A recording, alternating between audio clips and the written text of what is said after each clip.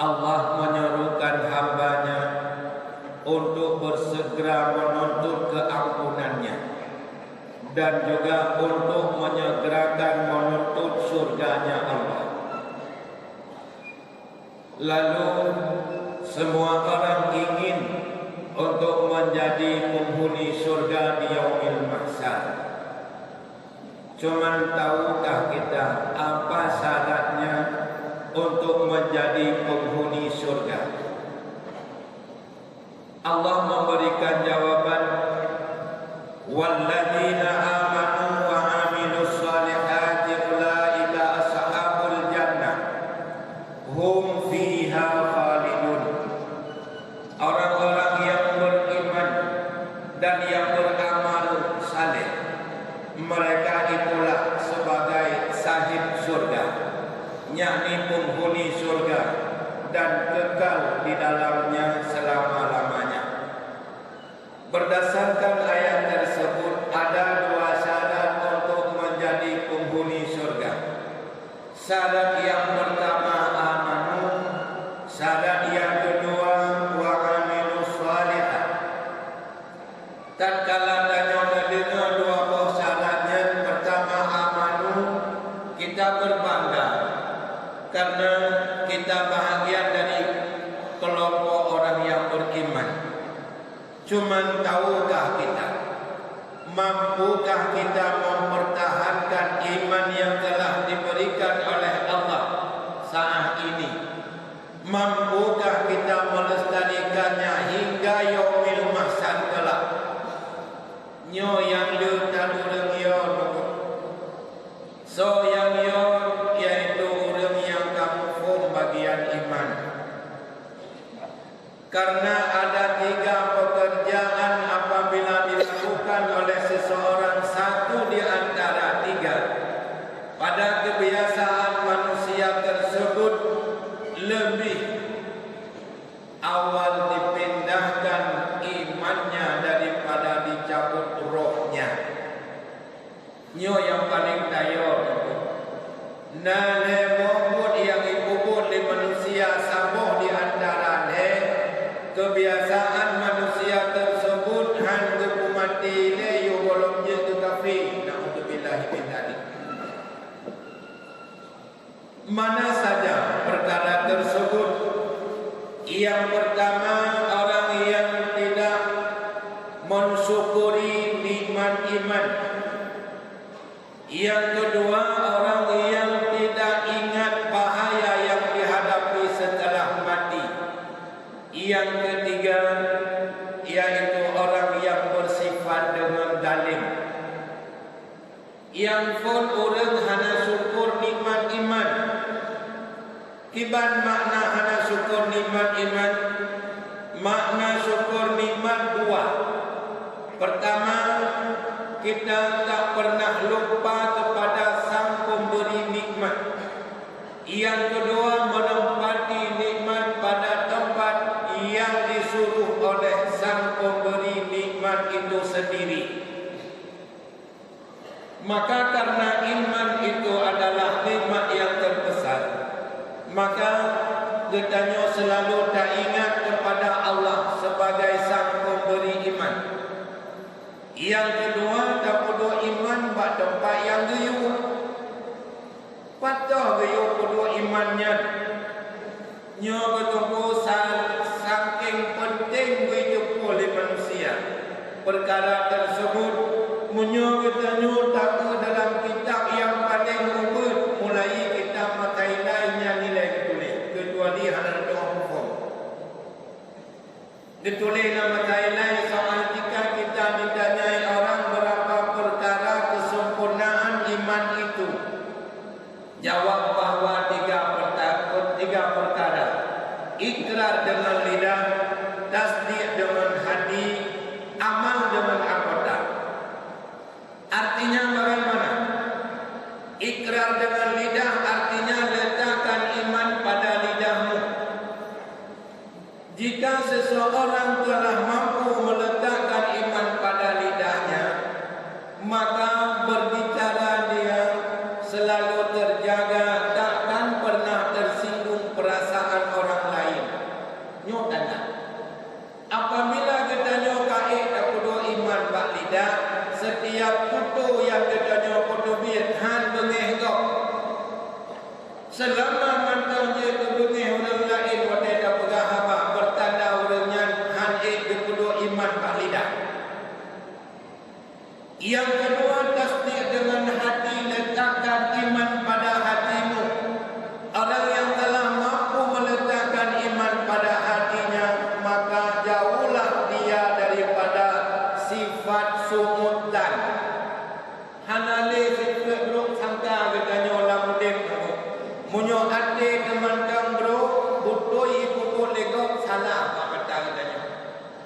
sebenarnya bukan pekerjaan orang yang salah, tetapi hati kita yang berpenyakit.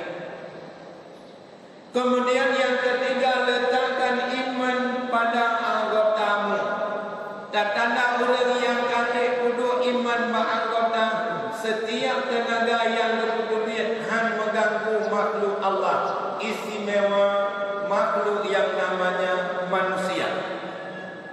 Maka seluruh orang yang kait ditempatkan iman pada level tempat, pada pembicaraannya, pada hatinya, pada tenaganya, itulah dia orang yang sudah mampu mensyukuri nikmat iman.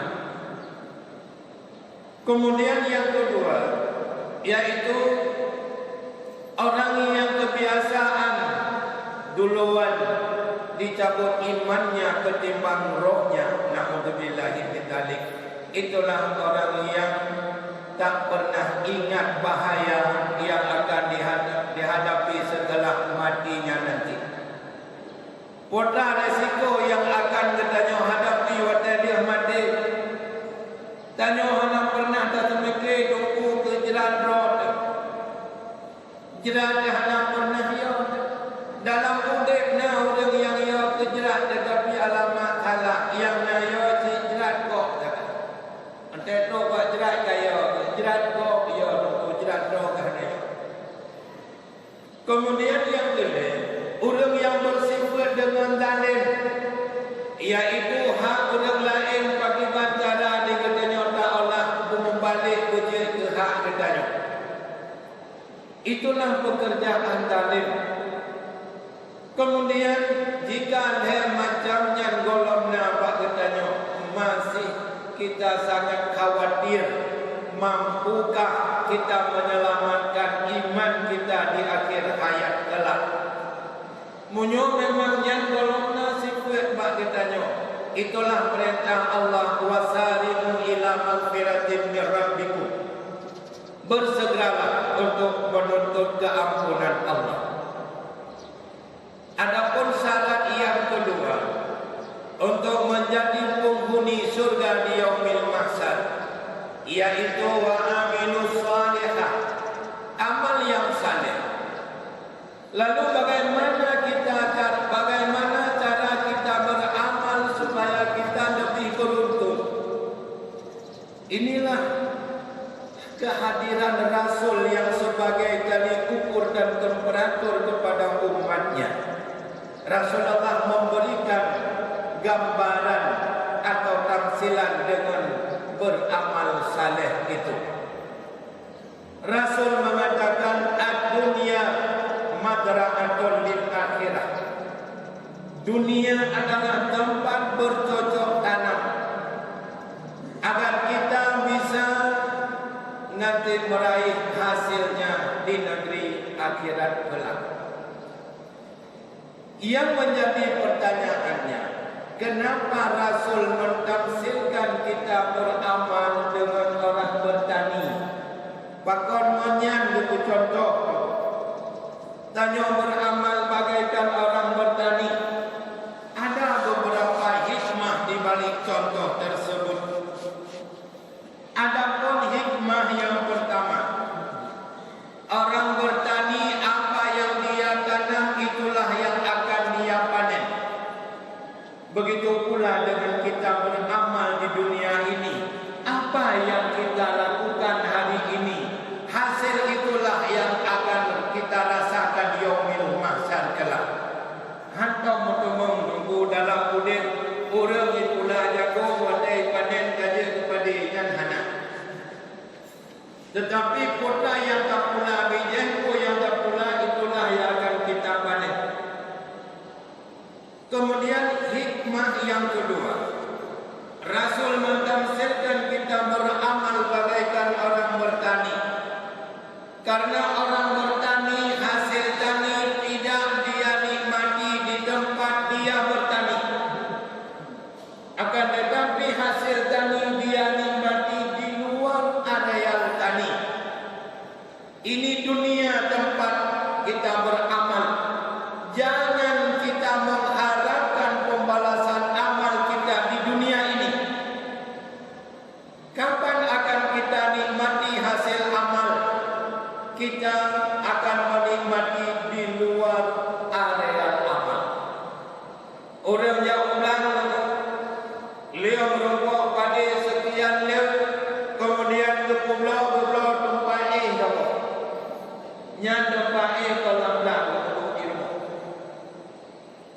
Munolah tamsilan Rasul.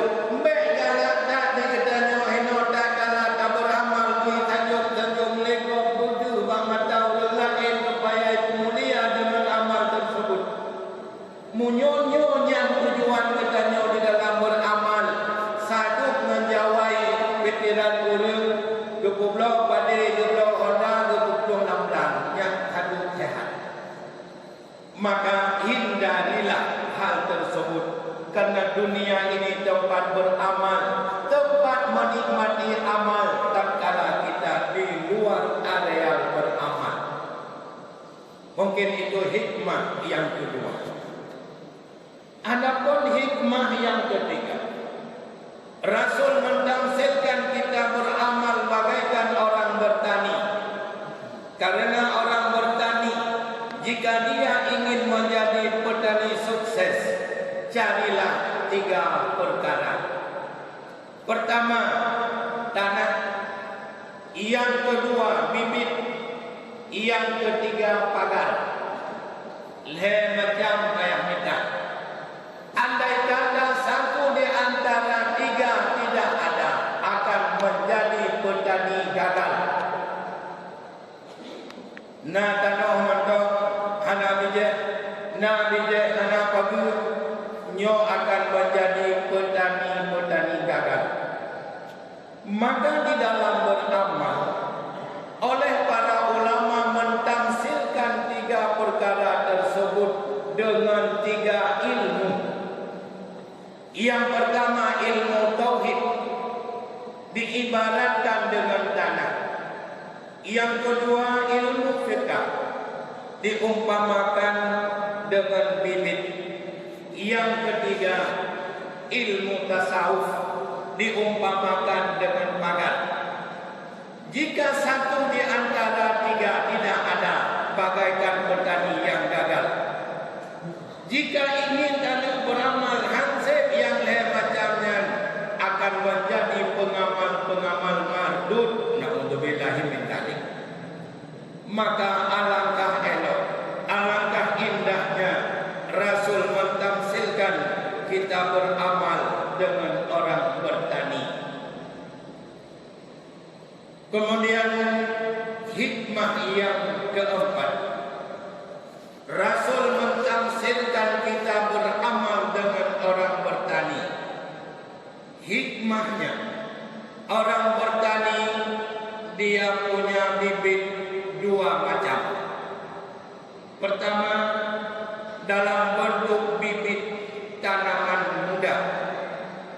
Yang kedua, dalam bentuk bibit tanaman tua. 2 macam biji. Munyo biji tanaman muda 3 bulan 3 panen selesai. Munyo biji tanaman tua 3 bulan panen habis-habis. Nyo biji tanaman tua. Maka di dalam beramal, begitu pula Rasul memberikan gambaran kepada umatnya. Ada amalan yang sekali dia lakukan, cuman sekali diberikan pahala. Ada yang sekali dia lakukan, pahalanya takkan putus hingga yaumil mahsyar. Katanya yang toh duman bijih tanaman tua. Sebagai bibit tanaman tua, yang pertama sadaqatin jariyatin, sedekah yang jariah. Artinya sedekah yang hana behin. Tanya pak minta amal tunggu kurang dapat konsep. Yang biasa pegang konsep itulah pak minta peng. Yang kabur roy macam. Menyoba minta peng itu be rumus. Menyoba minta peng terbuka peng tenaga non peng.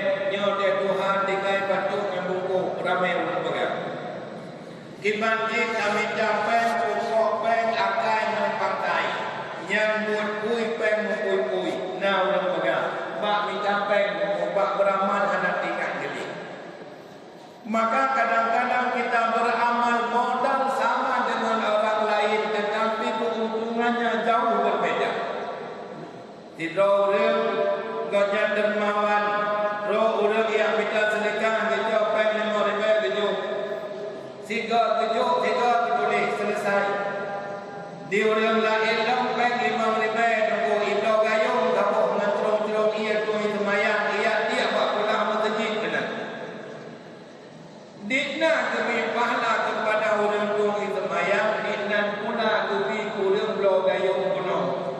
Kabayang dia tunggu 3 hotel tu itu mayang pada orang pakai gayung katanya. Padu itu gayung yang katanya blow dan padu inan duknan pahala yang luar biasa ditulis. Itulah bibit tanaman tua. Pula dia katanya datang bijak dalam pilih. Maka Rasul sangat-sangat berujuk contoh kepada katanya umat untuk ukur dia katanya yang salah kiprah, salah langkah yang merogon. Mari kita perbaiki. Yang biasanya orang katanya awak tahu akulah kegalan hana gayung kon dia no gayung ko tapi mengai ke bumi liu bang tadi dengai ke imam si igam ko mengai ke ko imam ke tumpang ke iya ke ku hana bumi liu bilai ku di bilainya gayung naik dulu. Sebenarnya kesempatan yang diberikan kepada mereka gejuk lahan untuk tanam bibit tanaman tua tetapi dia salah menyikapinya, salah cara pandang. Kemudian yang kedua sebagai bibit tanaman tua yaitu ilmu yang kafarudin, ilmu yang diambil manfaat oleh manusia yang lain. Lun selalu lun megah jamaah dan dalam merokok wahai jamaah lun semua buat mendung-mendung.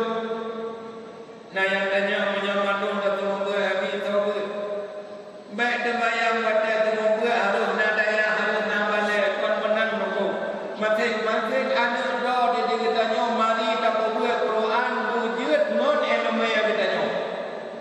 Kalau aja Quran dia ada kedai batungku, ukur dia ada tunggu bijak kita tanya kali ada pula. Bijak kita tanya kali ada tanah. Oh maknya di luar telat kadang-kadang ada kami menjangkut di cara. Cok tu cok apa? Kamu benar tak cuma pula bijak. Baik dia katanya sampai menyesal untuk kiamat. Nyari tanya hang kagok le, monyo hang kagok le kota na ilmu yang nambah katanya yang dia manfaat tu orang lain silakan berikan. Yang kadang-kadang dalam kehidupan buruk bandingkan akai kuih. Nyo tengok kena penyakit ulat padi umpamanya. Awak ni tomprot dego hang pulih dan tomprot itanya pulih. Nyan berek ada tu di rumah dapur baik jumpa di orang lain. Nyan kuih nanti. Padahal wadah panen orang lain kon padi tanya ajak mamlang kau menduai kau rezeki roh tanya rezeki roh. Tapi karena hana mufum cara beramal dia tanya amal bermanfaat. Kemudian yang ketiga sebagai bibit tanaman tua yaitu wawaladin salihin yad'ulah, anak yang saleh yang mau mendoakan kedua orang tuanya. Tatkala katanya Pak Gure berujung pakon teman yad'ulahnya, pakon teman yad'ulah dikaitkan dengan waladin salihin. Kejauh Gure karena kebiasaan waladin salihin Pakji akan merokok yad'ulah. Lun bagai lun wahai abu menyonya dia bicara sama dengan han mandu muda benar kesempatan. Karena yang ada mana kita. Nah yang ada nana dan piawat hai dia pandai empat kecok yad'ulah. Ni jawab dia abu hana mencik mbak anak menyodok kedi mbak anak roh hana merokok. Pegatlah kelompok, bentuklah ngon-ngon dikatanya yang menjadi kelompok yang saling mau mendoakan, saling ditemu doa kepada katanya untuk harapan mbak anak silakan gantungkan harapan. Selain daripadanya pegat kelompok roh yang saling mendoakan, nyok yang pegat digurai-gurai katanya sama dia masjid sama dia